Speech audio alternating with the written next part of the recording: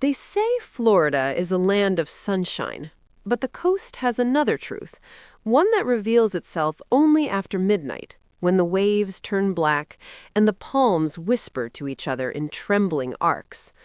Along this haunted shoreline stands Mar-a-Lago, a mansion so bright by day it seems impossible for darkness to reach it. But every building has a soul, and some souls harbor shadows. Mar-a-Lago's story began long before its first stone was set. According to the oldest fishermen in Palm Beach, the grounds once overlooked a natural cove used by indigenous tribes as a ceremonial site, a place where the boundary between the living and the dead was thin enough for footsteps to cross. When construction began on the mansion, strange things happened almost immediately. Tools went missing, scaffolding collapsed without cause, and workers reported hearing chanting when the wind was still. Carlos Herrera, the project foreman, didn't believe in curses. He was a practical man, a builder of skyscrapers and banks. Yet even he had to admit that something was wrong. One morning, he found a circle of ash on the ballroom floor, perfectly symmetrical, as if laid by a compass, though no one had used fire on the site. Another day, he followed a set of wet footprints leading from the ocean up the grand staircase and disappearing at the entrance of an unfinished guest room. No one ever confessed to making the footprints. No one claimed responsibility for the chant-like whispering that drifted through the halls at night. Carlos started carrying a rosary in his pocket. By the time the mansion was completed, he left Florida entirely, swearing he'd never set foot in Palm Beach again. When the mansion changed hands decades later, its new staff inherited more than just rooms to maintain.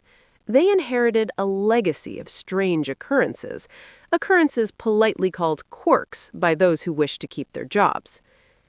Lydia Marr, the head housekeeper, was the first to understand the true nature of the place. Lydia was no stranger to old homes. She'd worked in estates up and down the East Coast.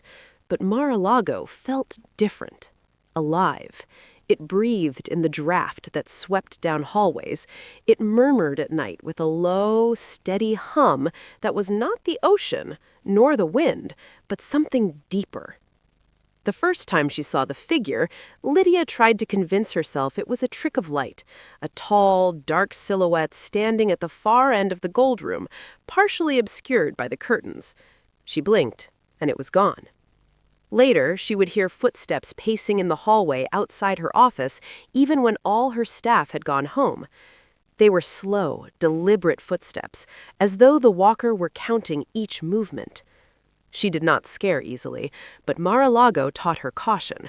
She learned which doors refused to stay locked, which hallways grew inexplicably cold, which mirrors showed reflections that were a fraction of a second delayed.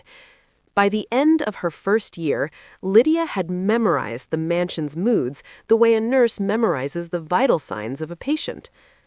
Then came the night of the red tide. It was supposed to be a grand gala, one of the most extravagant the mansion had ever hosted. The sky glowed violet at sunset, an omen Lydia ignored even though it made her uneasy.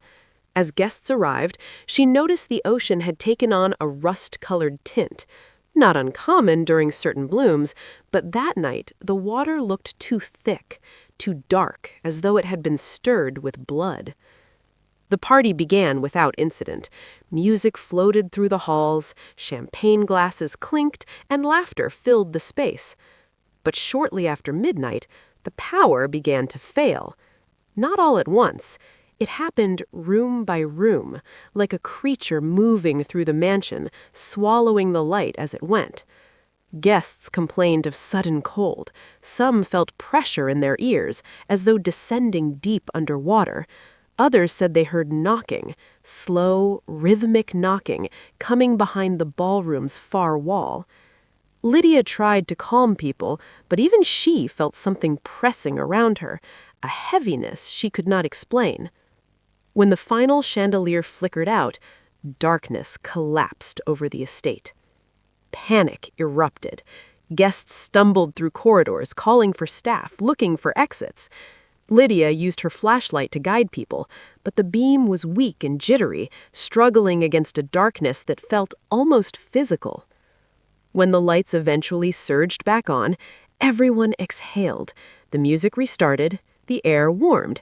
People laughed nervously, embarrassed by their own fear. Then they discovered that 3 guests were missing. At first, staff assumed they had simply gone home early or stepped outside for air. Security combed through footage, but the cameras had cut out during the blackout. Search teams combed the grounds. Dogs were brought in. No one found so much as a footprint. But Lydia found something. At dawn, while checking the gold room, she noticed faint streaks of wetness on the marble floor.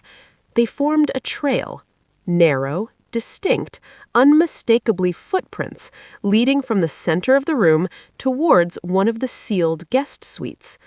The locked door had been opened. Inside, the air was frigid. The curtains trembled, although the windows were shut. And on the wall, carved deep into the plaster, were a series of lines that looked eerily like tally marks, as if someone had been counting days or victims.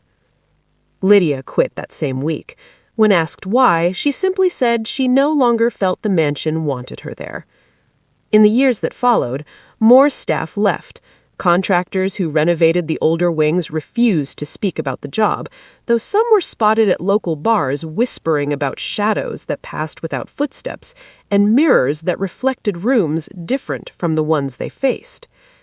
Today, Mar-a-Lago stands as radiant as ever, white walls gleaming, fountains bubbling, and tourists taking pictures through the gates. But at night, the mansion still hums. The walls still settle in ways that sound much too deliberate.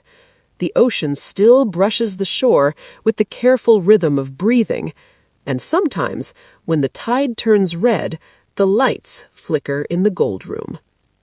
If you liked this video, be sure to hit the like button, subscribe to our channel, and share with people who love this.